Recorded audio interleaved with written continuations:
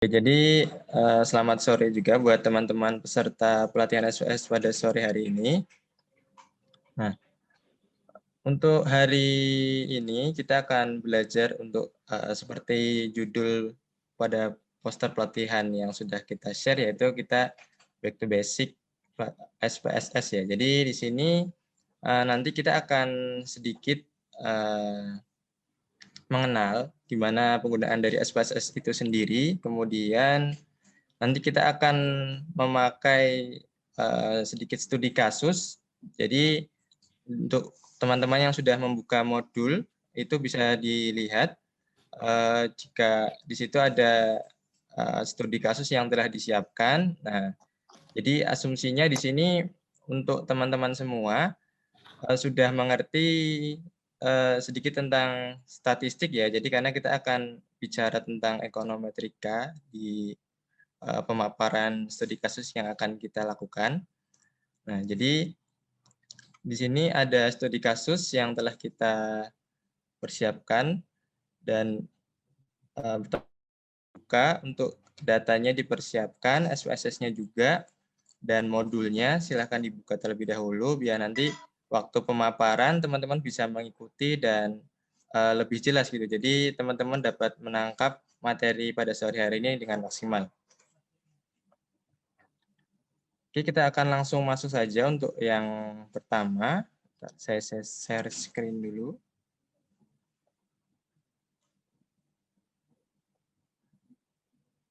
Minta tolong dijadiin co-host ya.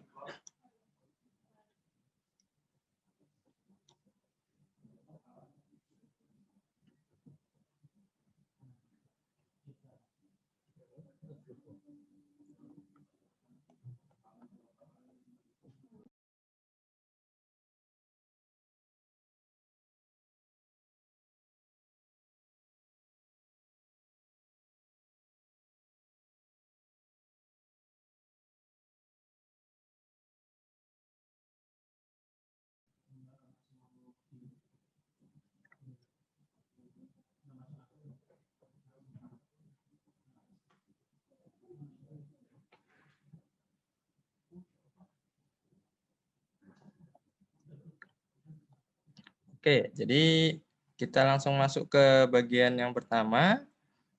Nah, di sini ada langsung masuk studi kasus. Nah, di sini kita akan melihat dari penelitian tentang return on asset. Nah, di sini return on asset nanti akan sebagai variabel dependent dan kemudian untuk independennya ada 3, yaitu ada capital adequacy ratio, net interest margin, dan beban dan pendapatan operasional. Nah, ini akan kita lihat bagaimana pengaruhnya terhadap return on asset. Di sini untuk pertanyaan penelitiannya langsung aja ya bisa dilihat sendiri.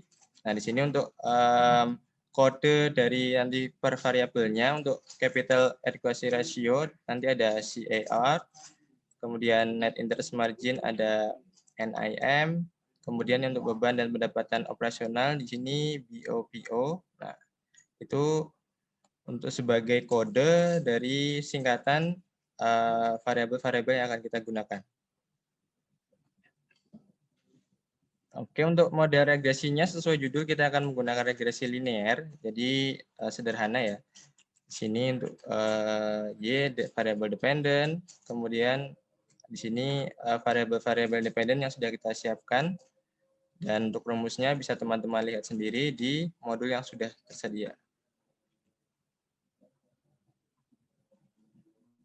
Nah, oke, langsung kita mulai saja di SPSS-nya. Jadi saya sarankan untuk segera membuka ya. Jadi sebelum pelatihan teman-teman sudah menginstal terlebih dahulu SPSS-nya. Jadi untuk SPSS yang saya gunakan di sini yaitu menggunakan SPSS versi 23. Nah, sebenarnya bisa untuk versi yang lebih rendah ataupun lebih baru ya, versi 24 sekiranya saya udah ada, tapi nggak masalah. Yang penting karena ini basic jadi nggak terlalu berbeda ya. Jadi masih bisa untuk digunakan untuk versi berapa aja, tapi jangan versi yang terlalu lama atau versi 16 ya gitu, jangan digunakan. Paling enggak versi 20 lah, 20 ke atas teman-teman udah pakai. Oke, nah di sini untuk SPSS sendiri seperti yang tadi sudah dipaparkan oleh pembuka acara, itu untuk SPSS sendiri ini untuk keunggulannya, jadi dia itu bagus untuk penelitian-penelitian bisnis dan untuk istilahnya pemasaran seperti itu biasanya paling sering dipakai gitu. Jadi kenapa jurusan biasanya di sini teman-teman yang jurusan akuntansi, manajemen itu paling sering pakai SPSS ya karena penelitian-penelitiannya kan berhubungan dengan data-data perusahaan, terus tentang pemasaran, survei dan lain sebagainya. Nah, itu merupakan keunggulan yang dipakai yang berada di SPSS. Jadi untuk misal ISP ya, ISP pun bisa, cuman kebanyakan kalau ISP kan untuk data-datanya panel gitu. Jadi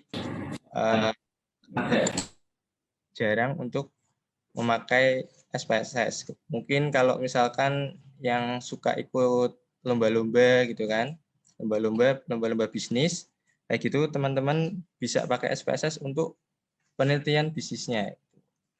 Nah, jadi misalkan kayak pelatihan yang kemarin ada pelatihan saya pernah bilang kalau penelitian itu nggak harus pakai FUS, harus pakai Stata, harus pakai SPSS, enggak. Jadi menyesuaikan kebutuhan dari penelitian teman-teman. Nah, itu. Jadi kebutuhan teman-teman, misalkan kebutuhan data panel bisa pakai Stata atau FUS, kalau misalkan penelitian bisnis atau perusahaan, teman-teman bisa pakai SPSS. Jadi lagi-lagi cocok-cocokan untuk penelitiannya, untuk menggunakan alat analisis yang tersedia. Oke, kita langsung masuk untuk ke SPSS-nya sendiri. Jadi untuk halaman muka seperti ini masih standar ya. Ini untuk versi yang 23, ada file edit view, data, dan lain-lain. Nah, di sini untuk tampilan data. Jadi yang untuk yang ini adalah tampilan data atau tampilan untuk menampilkan datanya. Nah, sedangkan untuk yang tampilan output ada tampilan jendela tersendiri. Nah, di sini ada tampilan output, sini judulnya output. Nah, untuk yang ini adalah data editor. Nah, di sini ada data view dan variable view. Nah, untuk kita menggunakannya, kita langsung saja menggunakan data yang sudah disiapkan. Jadi silahkan buka Excel teman-teman. Di situ ada laporan keuangan bank ABC tahun 2015 sampai 2019. Nah, untuk memasukkannya sebenarnya kita bisa pakai file ini ya, file, terus bisa pakai data ini bisa, tapi pakai copy paste juga bisa. Nah, kita pakai copy paste aja biar lebih mudah. Silakan di masih modul.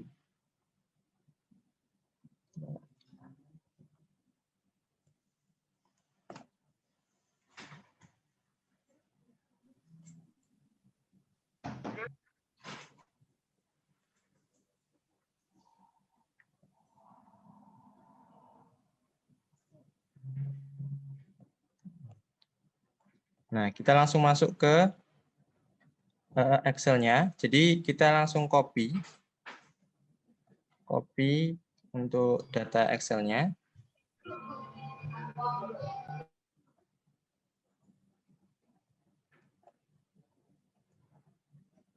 Kita masukkan di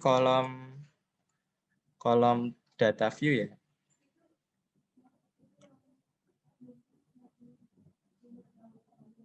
Ya.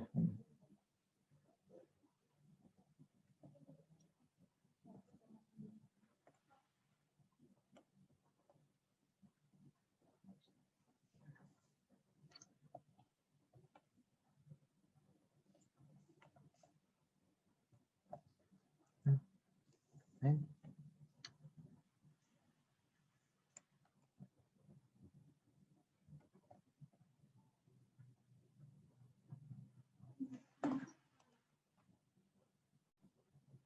Excel-nya kok nggak bisa nge-copy. Kenapa?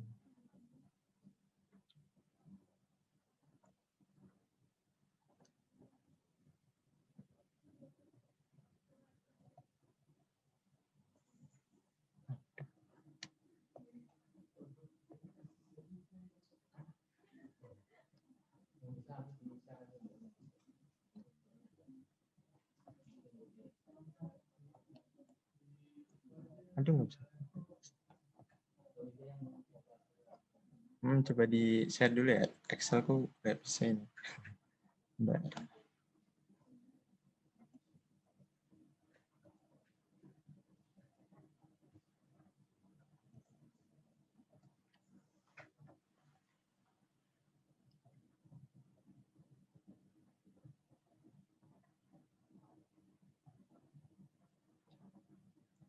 Mungkin dibantu aja teman-teman buat nampilin Excel-nya untuk masukin ke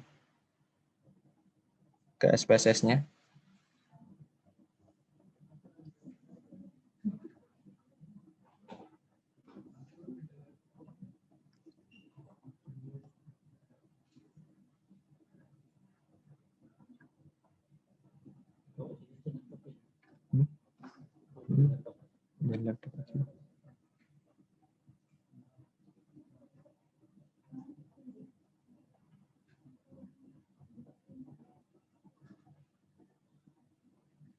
Sudah?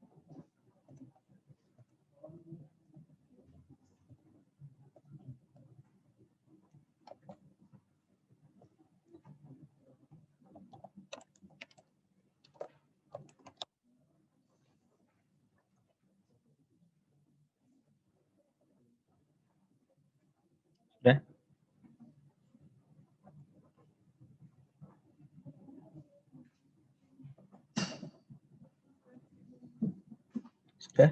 Oke. Oke, jadi nah ini untuk tampilan Excel-nya bisa langsung di copy aja ke SPSS-nya. Nah, jadi mulai ROE, CAR-nya masukin ke data view di SPSS-nya.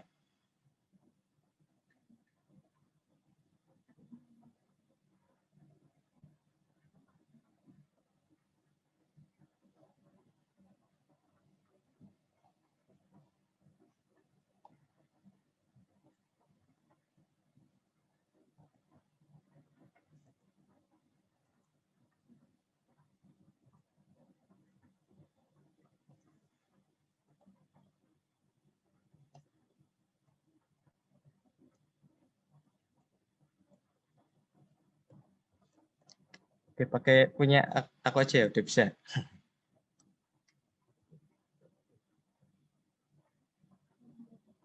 Oke.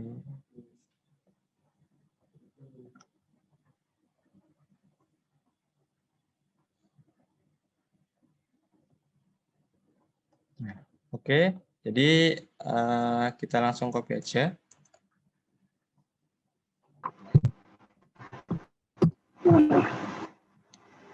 Nah, di sini untuk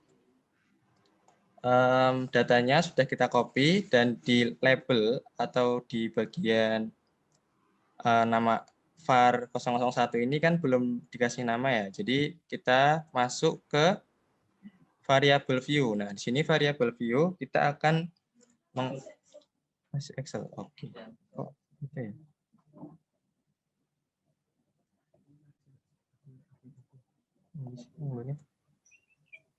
Oke. Nah, oke. Oh, iya. Oke. Nah, oke. Maaf ya banyak kendala yang. Oke, jadi lanjut. Di sini ada nama var ini kita ganti sesuai dengan data yang ada di RO ini. Kita ganti untuk yang pertama kan, untuk variabel dependennya kita bisa pakai Y, terus sesuai di modul ya, nanti kita pakai Y, untuk ini X1, kemudian X2, X3. Nah, untuk label kita gunakan nama sesuai variabelnya, kode variabel. Di sini ROE, CER, NIM, POPO. Nah, untuk teman-teman perlu diperhatikan kalau misalkan memasukkan data, untuk tipenya ya, tipe di sini, kalau misalkan pas teman-teman nanti misalkan regresi gitu, kemudian ada muncul pemberitahuan apapun biasanya kode string gitu, not available gitu kan. Nah, itu teman-teman cek di sini tipenya udah numerik atau belum. Nah, kalau misalkan belum numerik, teman-teman ganti dulu sini. Nah, di sini kan ada variable type. Nah, teman-teman bisa pilih kalau misalkan masih berbentuk string dan lain-lain atau apapun. Nah, teman-teman bisa ganti ke numerik dulu. Jadi untuk membuat data ini adalah data angka. Jadi nanti kita bisa melakukan regresi. Seperti itu.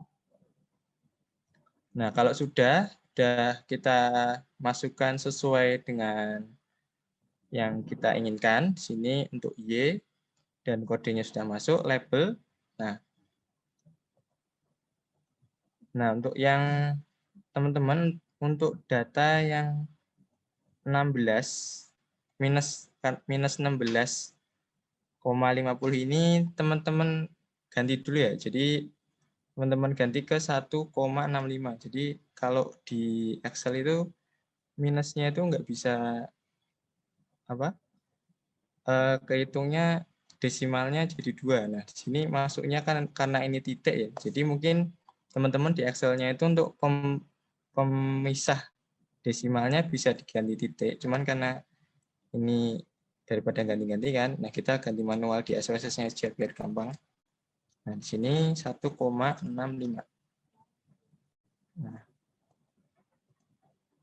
Nah, ini minus sendiri datanya. Kalau sudah diganti, kita akan lanjut ke selanjutnya.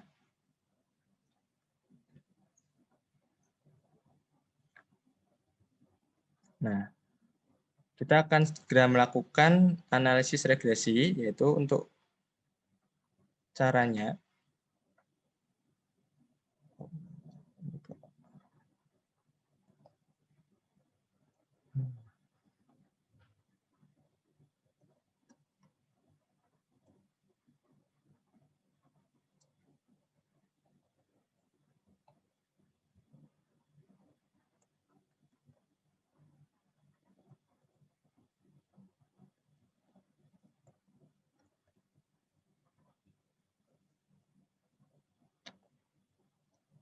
Mari ya teman-teman.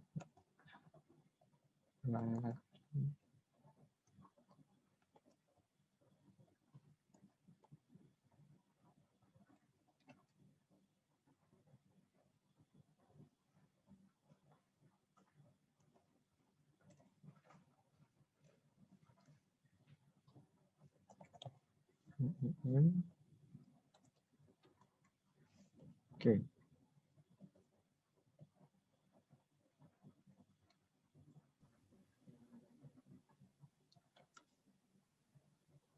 Oke, langsung aja untuk melakukan regresi, teman-teman bisa masuk ke menu Analyze. Nah, di sini ada Analyze untuk berbagai regresi, dan di sini kita akan ambil yang regression. Nah,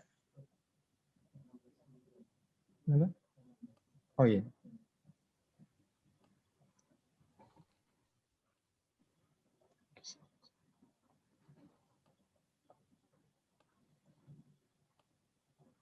Analyze, terus regression, dan kemudian linear. Nah, di sini teman-teman bisa lihat jendela untuk regresi linearnya.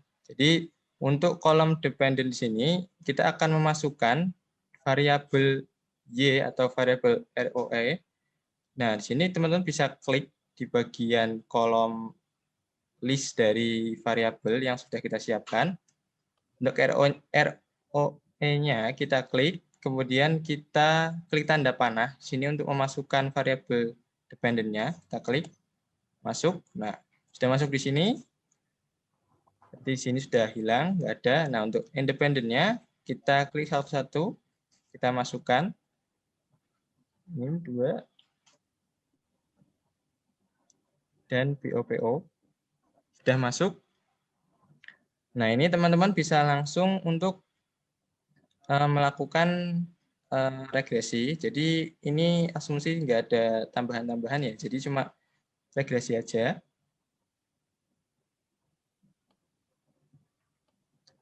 Bisa teman-teman coba dulu. Kita oke, kita tampilkan. Nah, kalau sudah muncul, kalau sudah berhasil, berarti langsung muncul tampilan jendela output. Nah, di output view ini akan terlihat hasil dari regresi yang sudah kita lakukan. Nah, di sini ada hasilnya R square, standar error, terus F, kemudian signifikansi. Di sini bisa dilihat untuk signifikasinya. Bisa teman-teman lihat di sini. Nah, jadi untuk melihat outputnya bisa teman-teman buka di output view.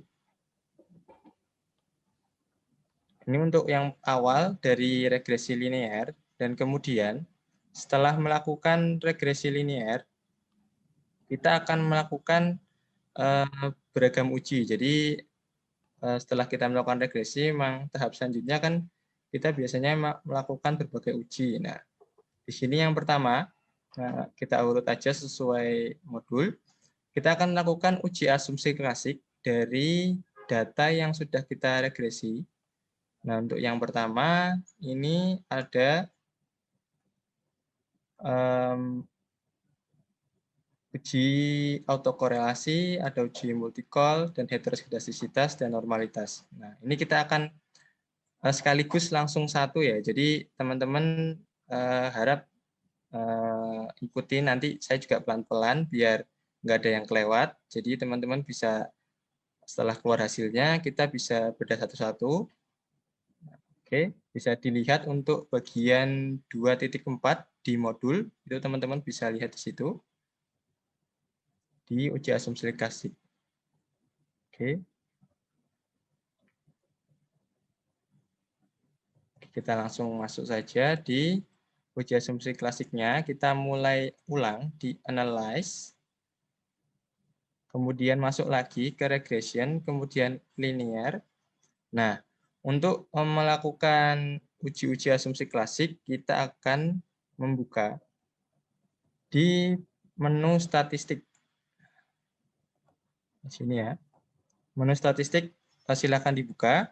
Nah, di sini ada berbagai pilihan.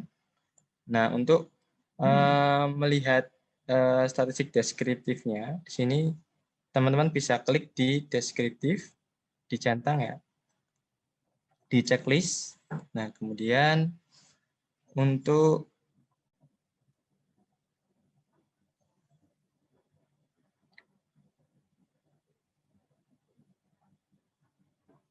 yang selanjutnya, untuk normalitasnya,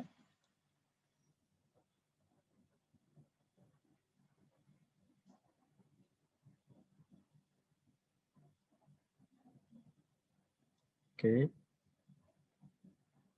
Nah, kemudian untuk yang ketiga, kita bisa pilih Durbin-Watson. Nah, ini untuk uji autocall dan multicollinearitasnya. Oke, dulu kita oke. Jadi ini untuk yang uji asumsi klasik yang pertama. Oke, continue ya. Mungkin cepetan nggak ya? Nggak ya? Oke, continue. Kemudian untuk yang selanjutnya, untuk melihat diagram untuk distribusinya, kita bisa klik di bagian plot.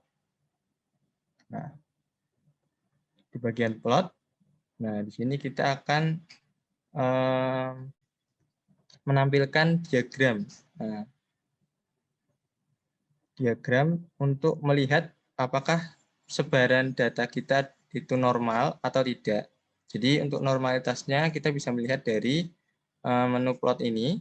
Nah, untuk yang pertama di sini untuk Y-nya kan berarti kita ambil untuk as receipt. Nah, ini kita pilih as receipt. Kemudian untuk X-nya kita ambil yang separate. Oke, udah.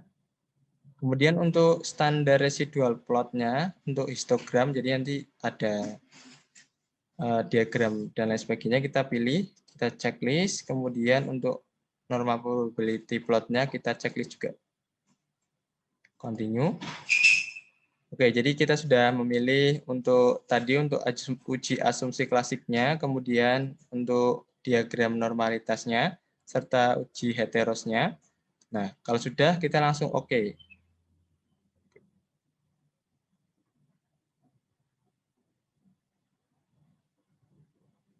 Oke, jadi setelah dipilih tadi, maka akan keluar berbagai hasil, tabel, dan lain sebagainya yang muncul. Di sini juga ada diagram, histogram, dan lain sebagainya yang menampilkan pilihan-pilihan atau uji-uji yang sudah kita pilih untuk dilakukan, seperti uji asumsi klasik, yaitu ada autocall, multicollinearitas, heteros, kemudian ada uji normalitas. Nah, di tampilan output akan keluar semuanya. Jadi enaknya SPSS kayak gitu, bisa pilih semua, jadi all in one gitu. Jadi pilih semua, langsung keluar hasilnya semua. Jadi memudahkan sekali. Oke, di sini sudah keluar semua. Jadi saya harap teman-teman sudah punya hasil dari uji-uji yang sudah akan kita bedah. Jadi setelah ini kita akan lihat satu-satu gimana hasilnya.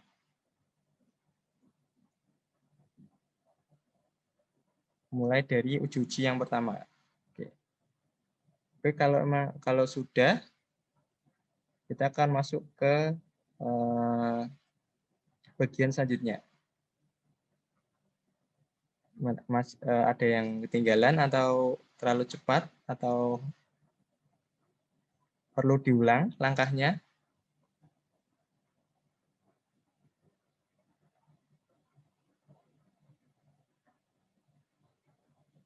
Mungkin ada yang perlu diulang sebelum kita lanjut.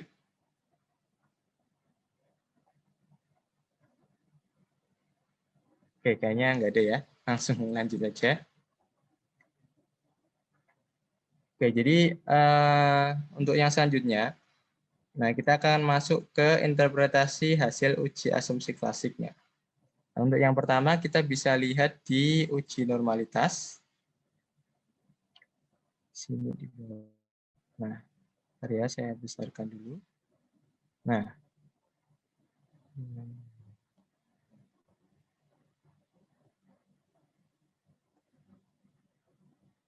oke.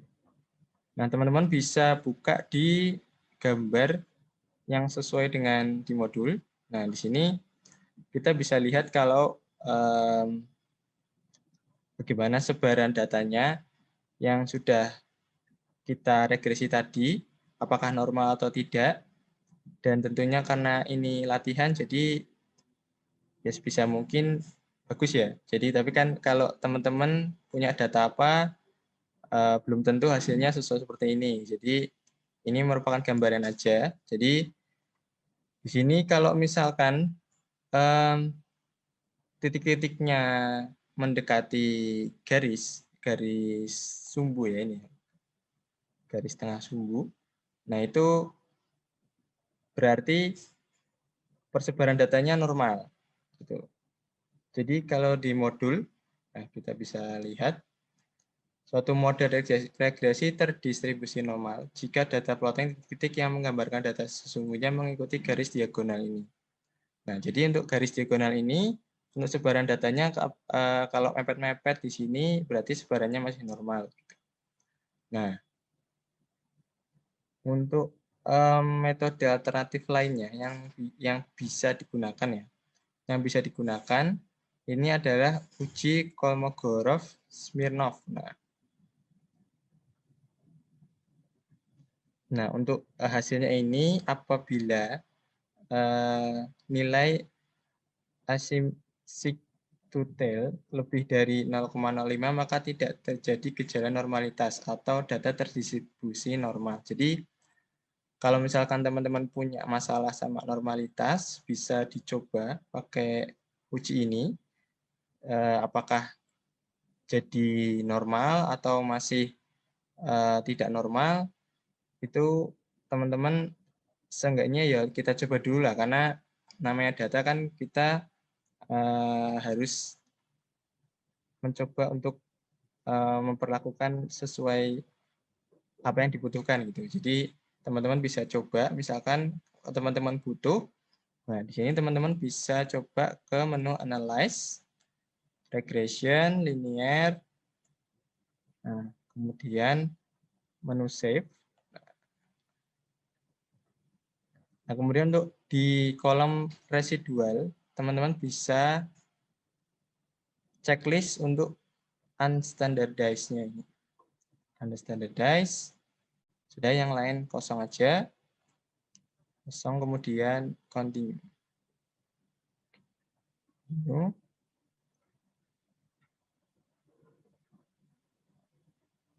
Continue, kita oke. Coba kita lihat di datanya. Nah, setelah kita lakukan uji tadi akan muncul data baru. Di sini ada namanya res 1. Nah, di sini kan unstandardized residual. Nah, di situ bisa teman-teman lihat untuk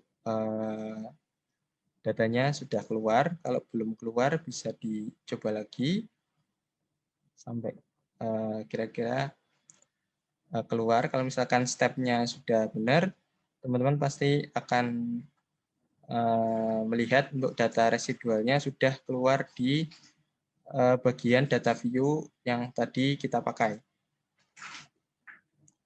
Di sini ya, yang saya bold ini, res 1, nah itu merupakan data baru dari residual uji yang sudah kita lakukan. Nah, kemudian untuk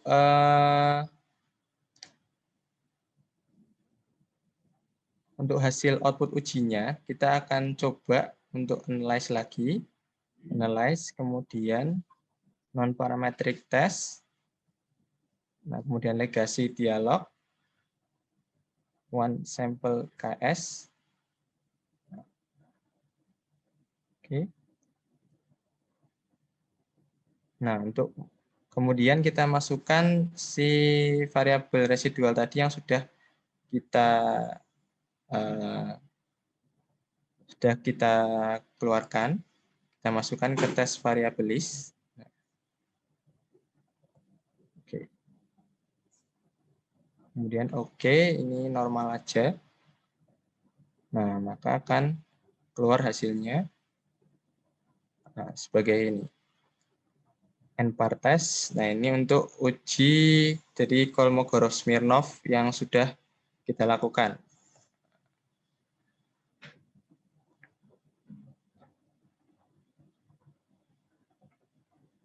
Nah, kemudian untuk hasilnya, nah, di sini kan kita bisa lihat di sini, nggak bisa saya blok ya. Nah, pokoknya ini di tanda panah, nih asymptotic total. Nah, di sini kan berarti titik 151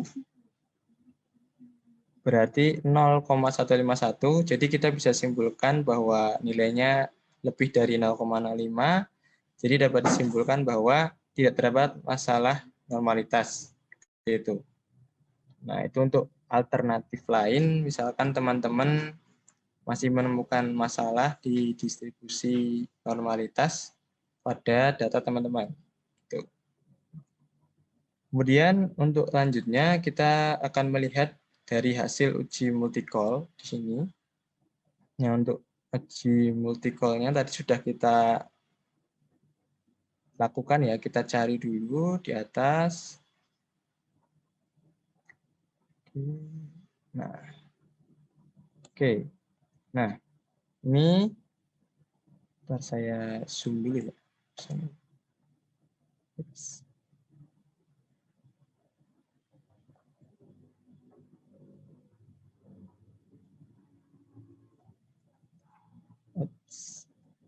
Nah, sini untuk hasil dari uji multicall yang sudah kita lakukan tadi. Jadi teman-teman untuk uji multicall-nya di sini bisa dilihat dari nilai tolerance dan VIF ini. Jadi variance inflation factor-nya.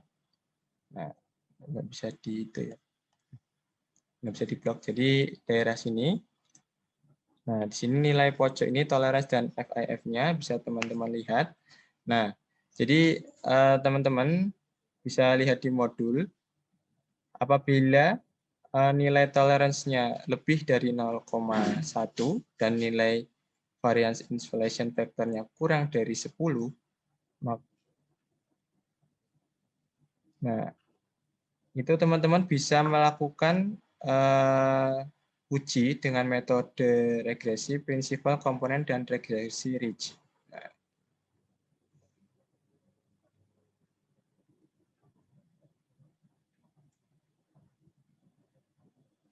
Nah, jadi teman-teman bisa melihat hasilnya di sini terjadi multicall atau tidak. Nah, teman-teman bisa lihat di bagian tolerance dan FIF-nya. Nah, kemudian untuk yang selanjutnya kita akan melihat untuk hasil dari uji autokorelasi.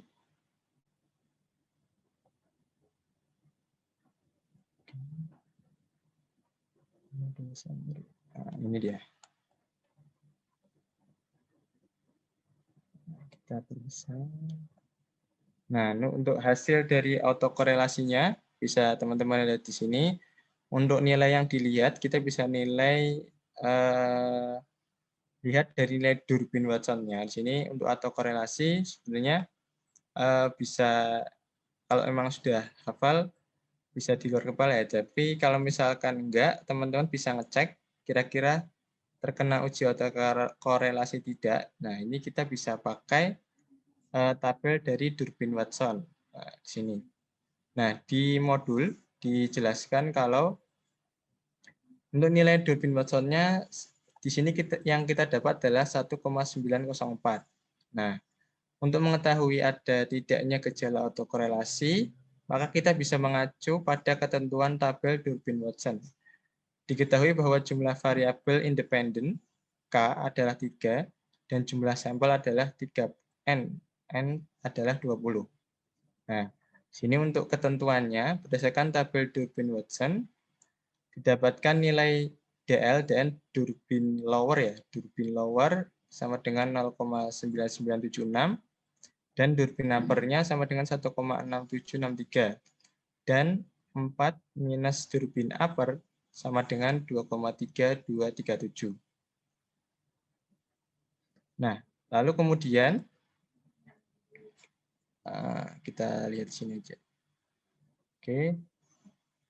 Nah,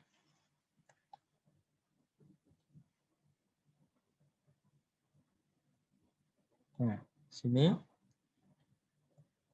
kan hasil kita tadi adalah 1,904, maka di dalam tabelnya nilai Durbin Watson berada di tengah-tengah antara Durbin upper dan 4 minus Durbin upper.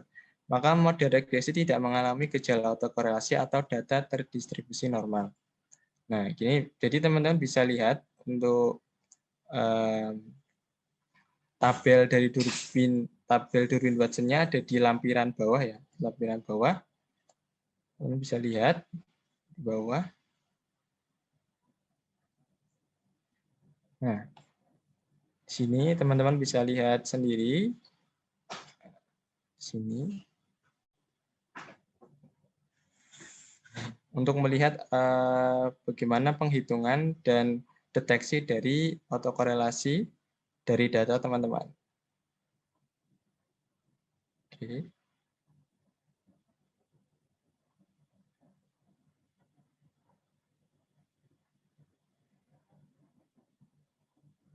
Jadi untuk rumus ini tuh sudah ketentuan ya. Jadi untuk melakukan deteksi ini adalah ketentuan. Jadi uh, bukan apa ya, bukan fleksibel, tapi sudah ketentuan dari sananya, dari penciptanya. Jadi seperti itu. Jadi teman-teman bisa pakai sebagai uji untuk mengetahui apakah lolos autokorelasi atau tidak. Gitu. Oke, kalau sudah, kita masuk ke uji heterosnya.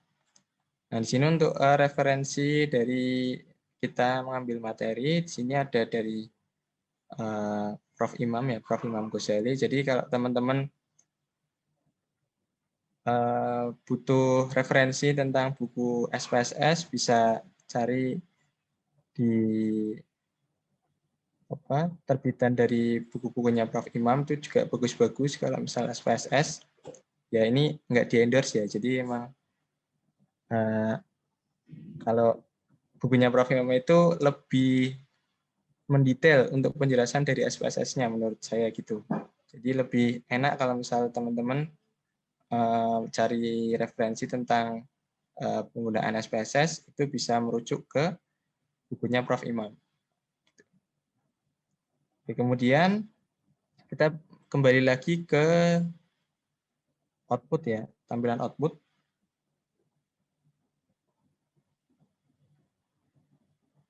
Oke. Nah, kita akan melihat untuk uji heteros yang sudah kita lakukan. Nah, di sini melihat dari grafik scatter plot di sini. Scatter plot dari dependent variable. Nah, di sini kalau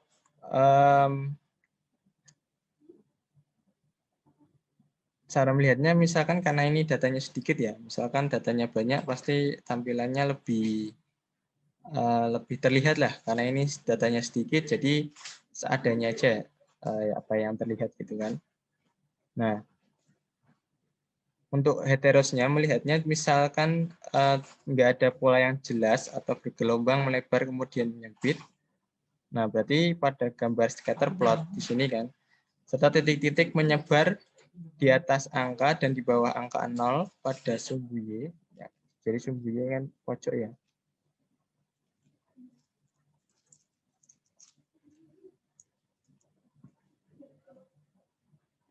Itu jadi data teman-teman tidak terjadi heteros. Jadi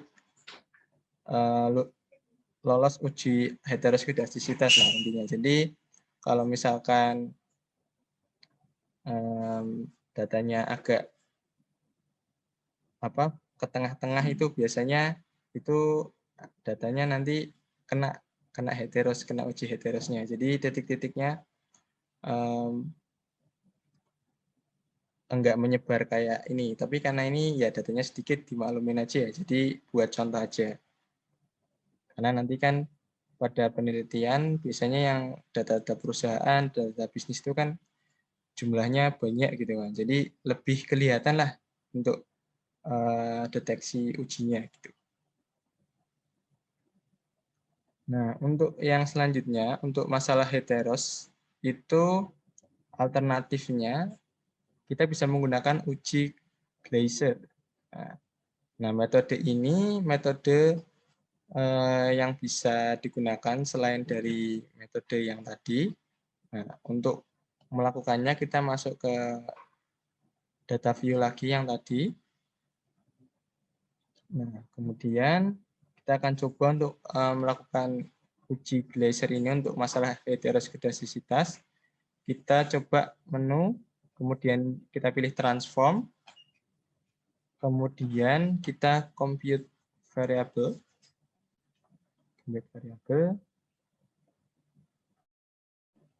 Nah, kemudian kita masuk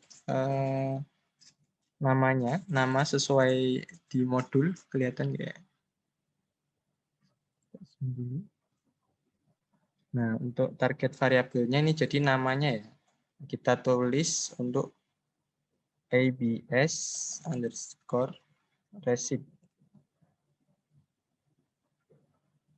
Nah, ini untuk targetnya berarti kan tadi datanya ABS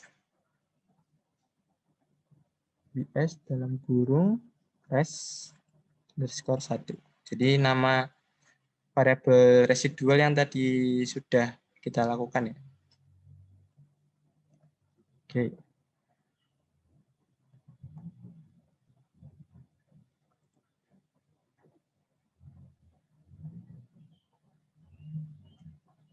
Nah, ini adalah cara untuk kita coba dari mengubah dari residual 1 ke value absolute.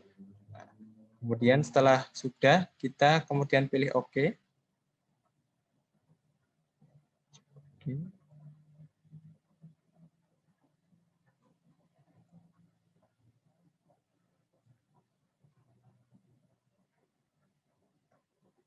Nah, jika sudah berhasil, maka akan muncul residual baru di sini, yaitu yang sesuai dengan label yang sudah kita pakai tadi, ABS receipt. Nah, di sini. Nah, di situ akan muncul yang saya blok ini. Nah, itu merupakan hasil dari transform data yang sudah kita lakukan tadi. Nah, kemudian kita akan melakukan regresi ulang, tapi dengan menggunakan variabel ya ABS receipt ini. Kemudian kita analyze.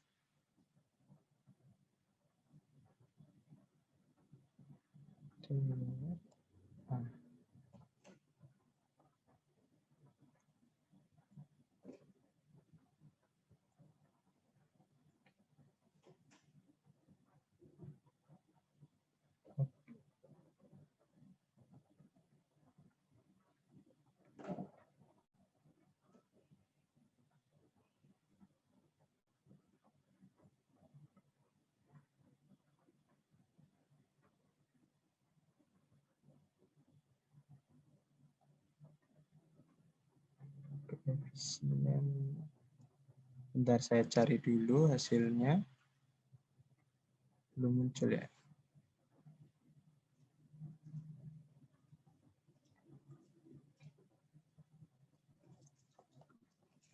Kita ulang aja.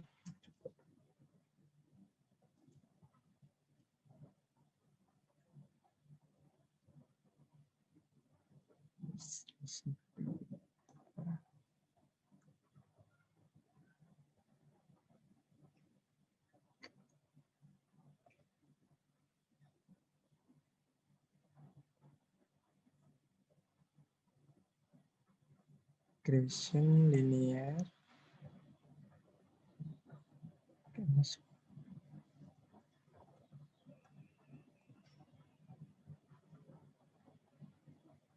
Oke.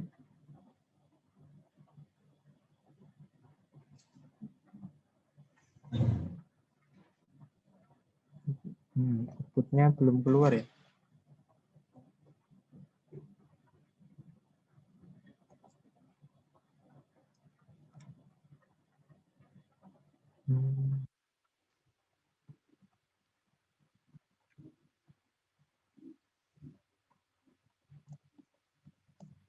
Mungkin teman-teman bisa dibantu untuk keluarin outputnya.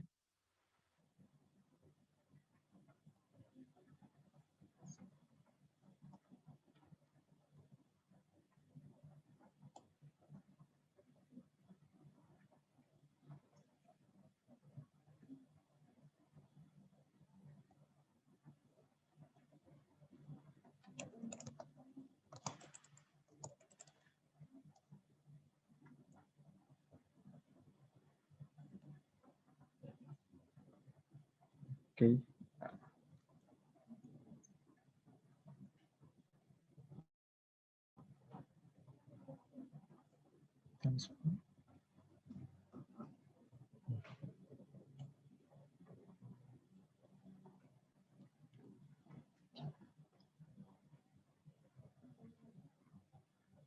Yang uji heteros, untuk yang uji Glaser-nya.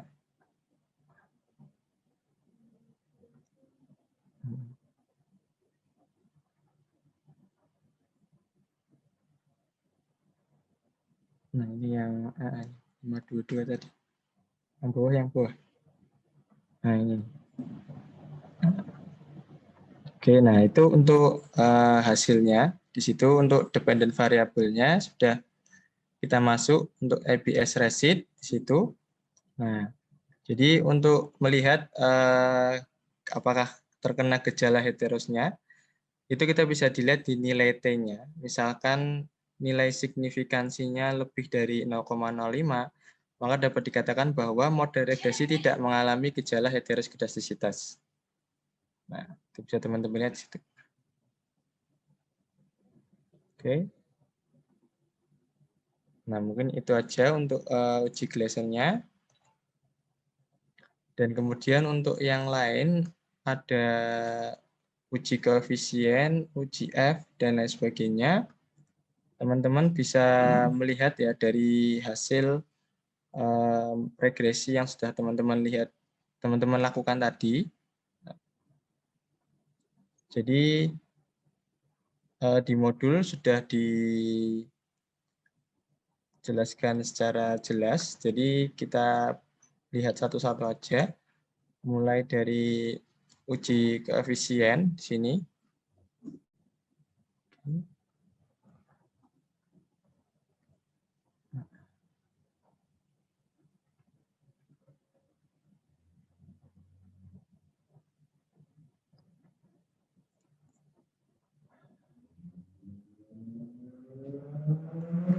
Nah, untuk koefisien determinasinya, di sini untuk R-square-nya, bisa teman-teman lihat di sini dari nilai R-square-nya ada 0,873. Nah, berarti kalau diartikan, nilai tersebut menunjukkan bahwa perubahan nilai variabel ROE atau dependent Y dapat dijelaskan oleh variabel X1, X2, dan X3 sebesar 86. Nah, sini 873, istilahnya ya sekitar segitu 87,3%, dan sedangkan sisanya sebesar yang sudah sisanya berarti 12,7 ya, 12,7% dijelaskan oleh variabel lain di luar model. Nah, itu.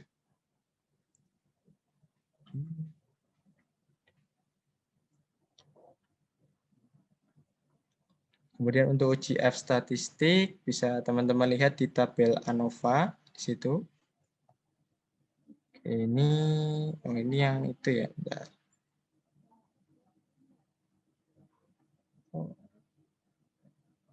Nah, ini salah tabel ternyata. Oke, sorry. Nah, yang awal ya. Jadi naik ke tabel yang awal ya. Ini kadang suka bingung. Udah ngelakuin apa aja, jadi tabelnya suka ke selindut-selindut. Nah, ini kan berarti kedua. Nah, ini yang mulai dari output awal lagi. Nah, untuk koefisien determinasinya. Nah, model summary-nya. Nah, di situ 8,63. Nah, berarti variabel-variabel independennya bisa menjelaskan sebesar 86,3%. Kemudian untuk uji F, nah pada dasarnya F menunjukkan apakah semua variabel independen yang dimasukkan dalam model mempunyai pengaruh secara simultan. Jadi secara simultan itu secara bersama-sama terhadap variabel dependen. Nah, jika nilai signifikansi kurang dari 0,05, maka artinya variabel independen X secara simultan berpengaruh terhadap variabel dependen Y. Nah, untuk hasilnya yang tadi kita sudah lakukan, Di sini untuk nilai F-nya 33% dengan signifikansi 0,00.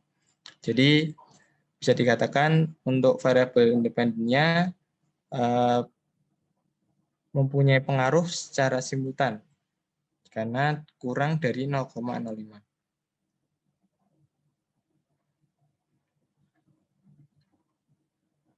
Kemudian untuk di bawahnya ini alternatif aja ya. Jadi alternatif untuk melihat bagaimana pengaruh signifikannya. Jadi bisa menggunakan rumus mencari F-tabel. Nah, jadi teman-teman bisa lihat di modul, di situ ada F-tabel juga. Bawah. Nah, tabel F. Nah, di sini bisa teman-teman lihat untuk yang tadi kan kita untuk K-nya ada 3, jumlah observasi 20.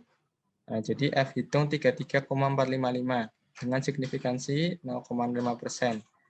Sehingga nilai F-tabel pada kolom dan baris K, N-K, jadi N-3 ya. Jadi 3,17 sama dengan 3,20. Kita bisa lihat di sini di tabel F 3,17. Ini nggak bisa, ini bentar.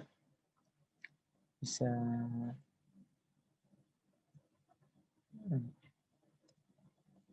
cari pulpen.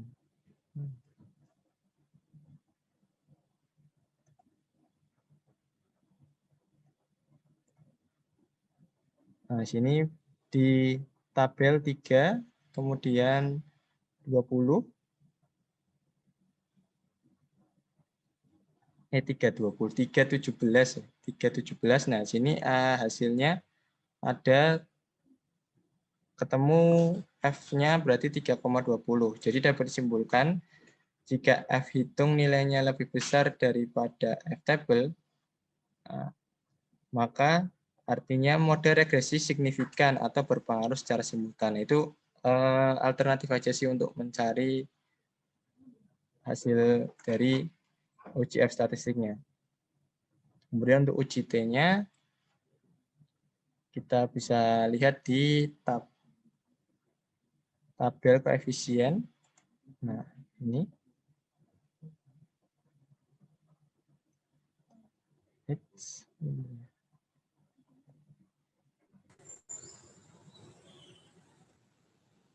Oke.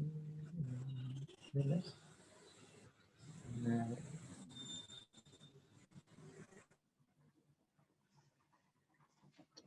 oke. Nah, kita bisa lihat di sini untuk uji T-nya, bisa teman-teman lihat di nilai T dan signifikansinya. Nah, tadi kan uji T statistiknya. Jadi, jika nilai signifikansinya kurang dari 0,05, maka artinya variabel independen secara parsial berpengaruh terhadap variabel Y atau dependen. Nah, kemudian dari model tersebut, kita dapat melihat bahwa masing-masing variabel berpengaruh terhadap ROE ya. Nah, pengaruhnya bisa teman-teman lihat di sini. Signifikansinya ada untuk CAR, NM, dan POP-nya.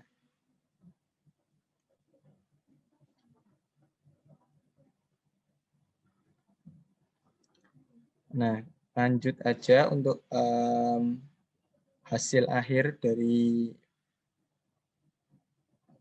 data yang sudah kita lakukan. Di situ untuk modulnya bisa teman-teman lihat di sini. Nah, kemudian dari model awal tadi yang sudah kita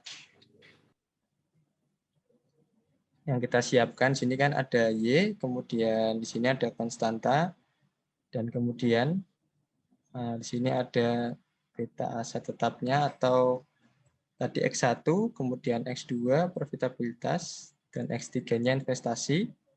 Nah, maka hasil akhirnya akan muncul seperti ini. Ini istilahnya untuk misalkan teman-teman deskripsi ya gitu. bisa untuk hasil penghitungannya, kurang lebih nanti untuk model regresi linearnya seperti ini. Nah, ini dari hasil koefisien. Jadi hasil koefisien betanya, tadi teman-teman bisa lihat di output ya, di output. Nah, di output ini.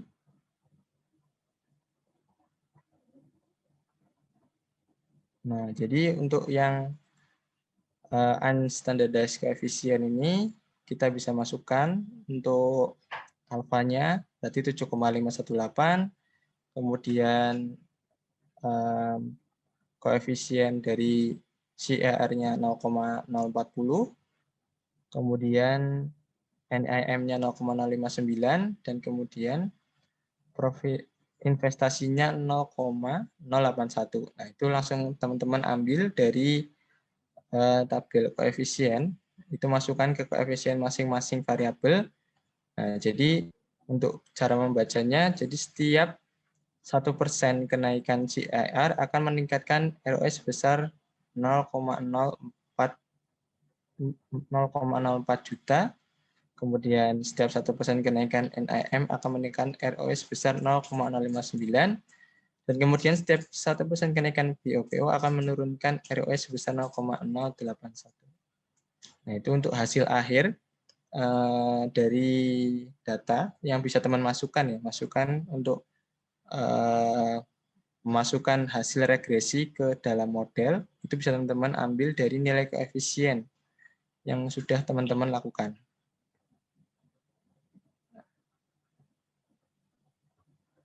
Oke, mungkin itu aja untuk materinya. Jadi ini masih ya basic ya, sangat basic banget. Jadi teman-teman bisa melakukan langkah-langkah ini untuk melakukan istilahnya regresi awal di penelitian teman-teman, karena kan nanti ada penelitian atau langkah lebih lanjut setelah ini yang sesuai dengan kebutuhan dari penelitian teman-teman. Jadi teman-teman bisa lakukan langkah awal dari regresi linear menggunakan SPSS, menggunakan langkah-langkah yang sudah kita tadi pelajari. Nah, semoga bisa berguna bagi teman-teman yang sedang skripsi ataupun ada penelitian ataupun sedang ada lomba karya ilmiah, itu bisa teman-teman gunakan untuk sebagai bahan penelitian yang bisa membantu untuk teman-teman ke depannya.